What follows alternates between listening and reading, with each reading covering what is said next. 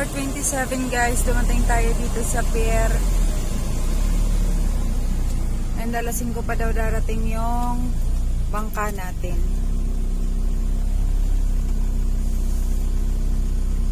Check daw muna ang ating mga documents.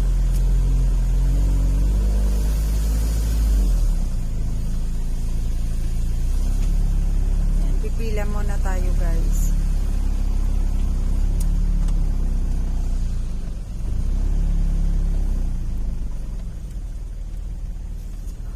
Yan, nakapila na po yung mga sasakyan. E, matutulog muna ulit ako.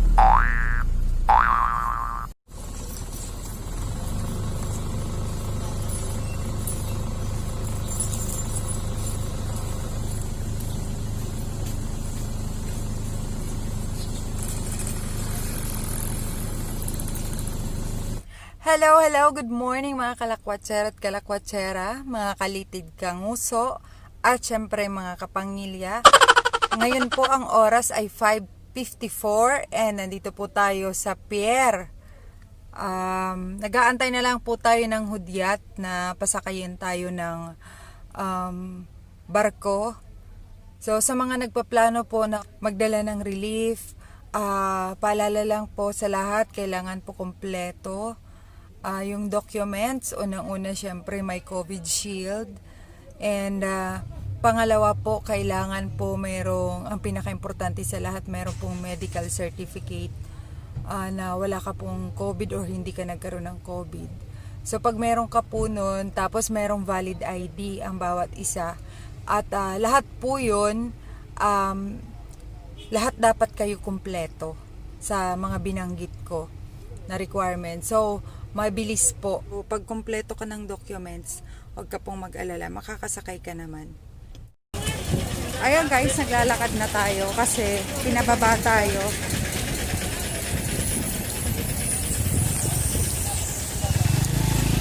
Good morning po. Kasi iba yung dinaanan natin. Kasama ko yung pogi. Oh.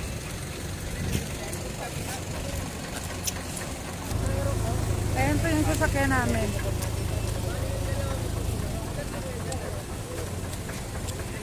Ayan pa si Coach John.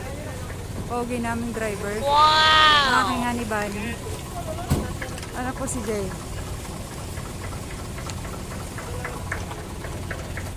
So, 6:15 guys. Papasok na tayo ng ating Roro. Ng ating vessel. So, mga priority po yung mga relief goods. And, syempre bumaba muna kami ng mga 2 passenger kasi kailangan dumaan dun sa passenger side. Before kasi hindi na pinapababa. Sa loob na lang ng sasakyan. Tapos pag akyat ng barko, saka na lang i-check. Pero iba po ngayon, so dumaan muna tayo dun sa passenger side. Nagbayad tayo ng terminal fee na 30 pesos. Ayan. So, ang dala natin ngayon ay van. Magkano binayaran natin, Dad? Wala pa. So, ayan po. Sabihin ko sa inyo mamaya kung magkano yung bayad ng van na dala natin. And nakakatuwa, nakakataba ng puso. Napakarami pong relief. Iba't ibang mga foundation. So, nakakatuwa naman kasi, di ba, nagtutulungan tayo mga Pilipino. So, meron din mga nakasabay tayo ng mga international company, like our company, yan, Health World International Corporation. So, lahat halos ng sasakyan guys, punong-puno ng mga relief. Yung iba naman, kung hindi relief, punong-puno ng paninda. Iba naman, punong-puno talaga ng siguro para sa family nila. Pero halos wala tayong nakikita ng sasakyan na hindi punong-puno. Yan po ang ating sasakyan, Piña Francia.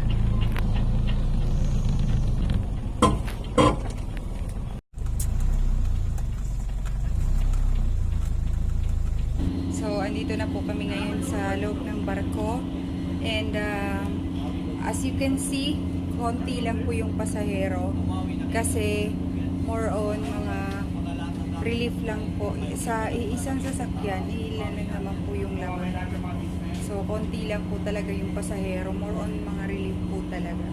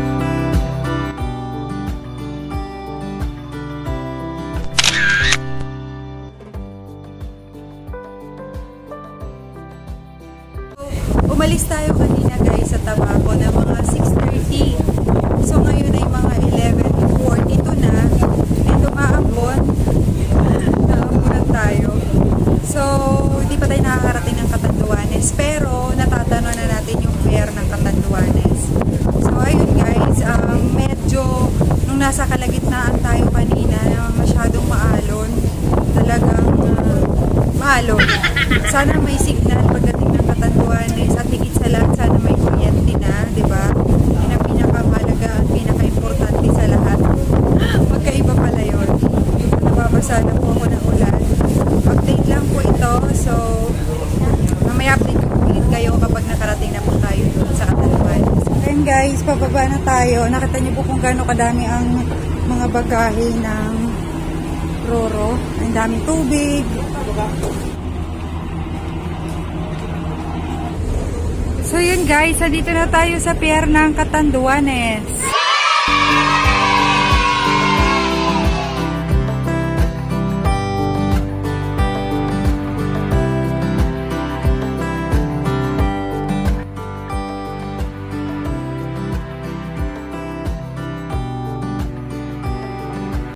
So andito na po tayo sa Virac Catanduanes.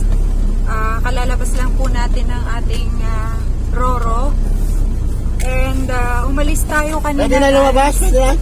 Dito muna kayo doon, sir. Sige. Magpapa-enroll pa. Magpapa-enroll pa daw. So lumabas tayo kanina sa Tabaco, mga 6:30 tayo nakaalis. And dumating po tayo dito 11:48. Eksaktong-eksakto. So mga 5 hours po yung biyahe. Ayun, yun po yung nangyari sa ating biyahe. Ito yung port ng Virac Catanduanes. Ayan. Ang unang-unang makikita dito ay yung mga puno, wala pong dahon. Halata po na binagyo. Nakikita niyo yung dahon na yun? Yun. Nakikita niyo yung puno na yun? Wala pong dahon. Walang mga dahon. So ayan po, yun yung ating sinakyan. Naglalabasan pa lang po yung mga kargada. Marami tayong nakausap, marami tayong na-meet. Ayan, na mga naghahati din ng relief.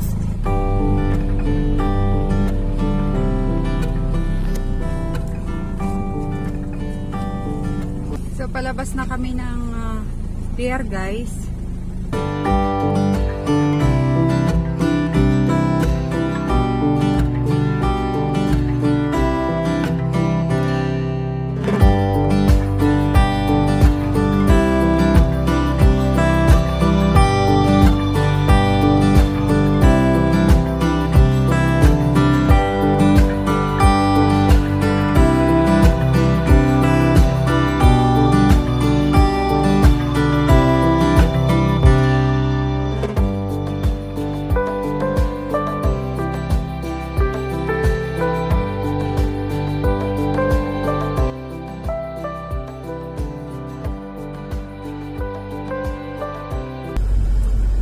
Dahil magto 2 weeks na pagkatapos ng bagyo, so nakita nyo po yung mga puno, sumisibol na ang mga dahon.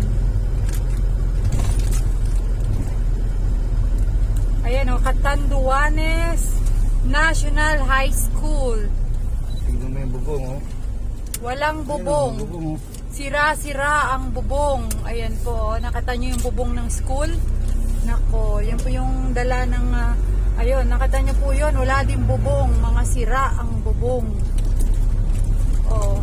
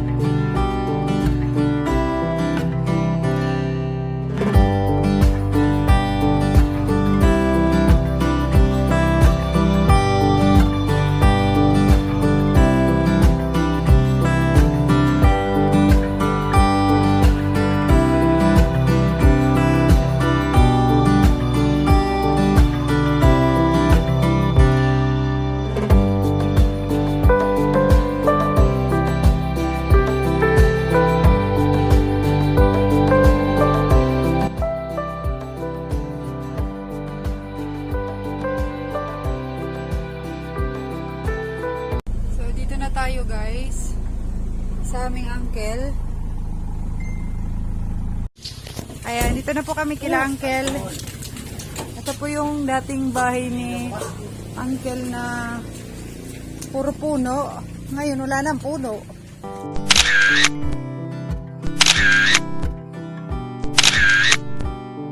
Talaga po totoong binagyo sila. Tingnan nyo po yung bahay nila. And then nag-ibinaba na po namin yung ibang mga relief.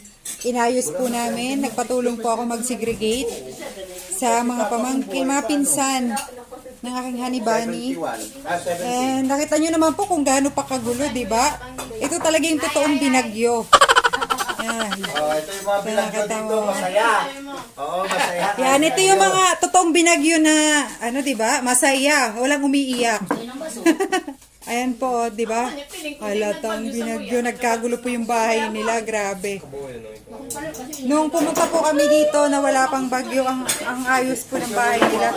Papakita ko sa inyo yung labas ng bahay nila na talagang binagyo, guys. Ay, akyat tayo sa taas para makita nyo. Nakita nyo ba yung mga kawayan, guys? Hindi, di ba?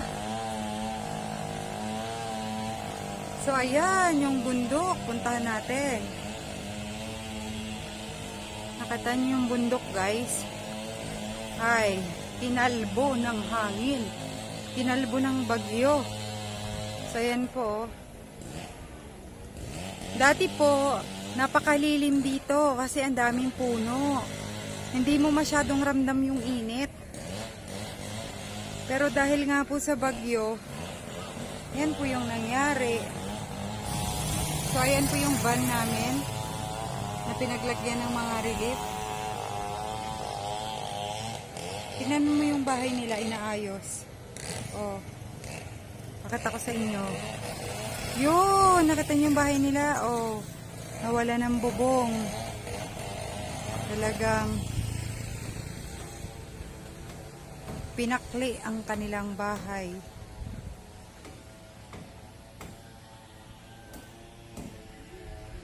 Yan.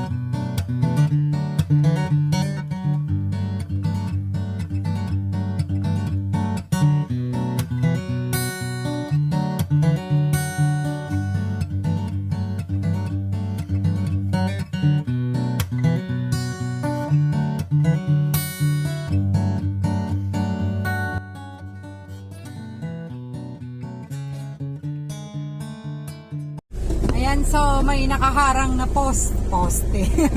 May nakaharang na poste dun sa may papunta kay Auntie Inday. Kaya babalik muna tayo. Dito tayo sa kabilang likod.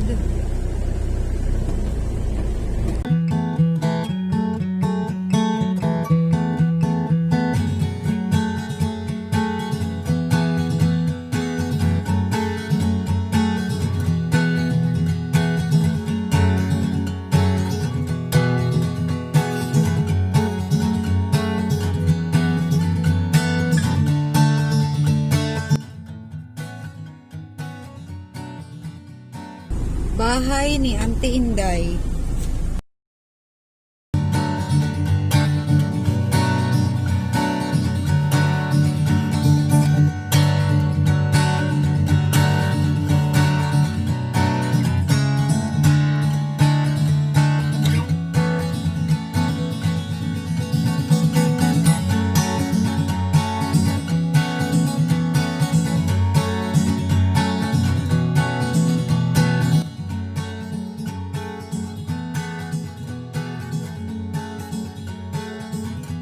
Ayan o, diba? Ang gulo ng bahay ni Ante. Ang gano'n, nagpapalitin ako eh.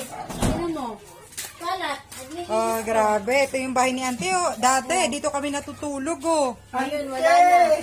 Ngayon, Ay, bistiso ka na ha? wala na, kid. Uy. Wala na oh, wala na tulugan digdi. Wala na kaming matulugan. Ayan na, walis na. Basura na. Basura na. Oh. Ante. Papalitin ako.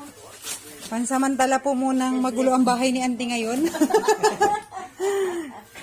At ginagawa po. Katatapos pa lang mag-repair yan oh. Mga Pero nakita ko, Ante, yung mga halaman mo, buhay na buhay ah. buhay na buhay yan. Asan yung Ante? Yung Wala. pinagsimula ng lahat. Andyan.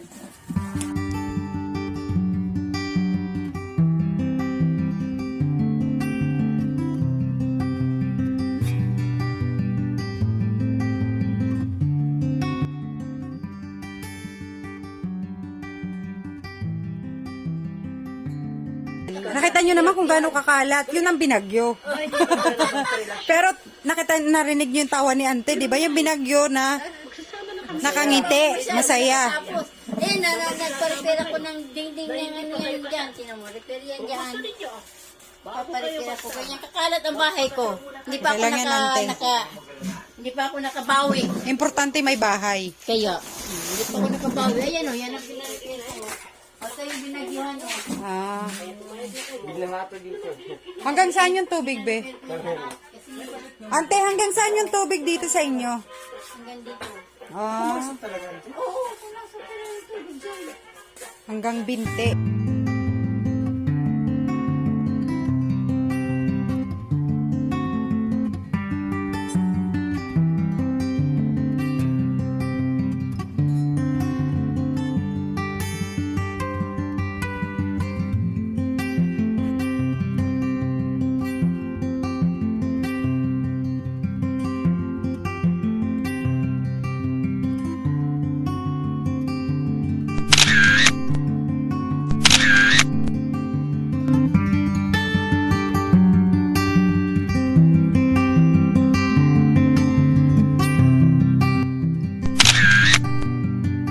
So, tingnan nyo guys. Diba? Dito kami ngayon naglalakad sa boulevard. Actually, galing kami doon. Sa pinakadulo. And tingnan nyo kung gaano kalakas yung hangin. Ito yung seawall ng Catanduanes.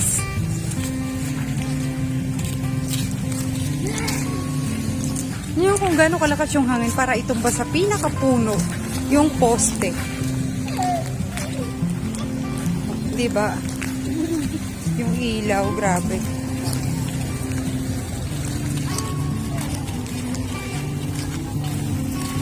So, dahil nakapagbaba na po tayo ng mga relief, konti na lang natitira, naglakad-lakad muna tayo para magpahinga. Ito po yung kanilang court dito. Yan po yung winasak ng bagyo. Grabe, nakita nyo ba guys kung paano wasakin ng bagyo ang kanilang napakagandang court before? So, nako, diba?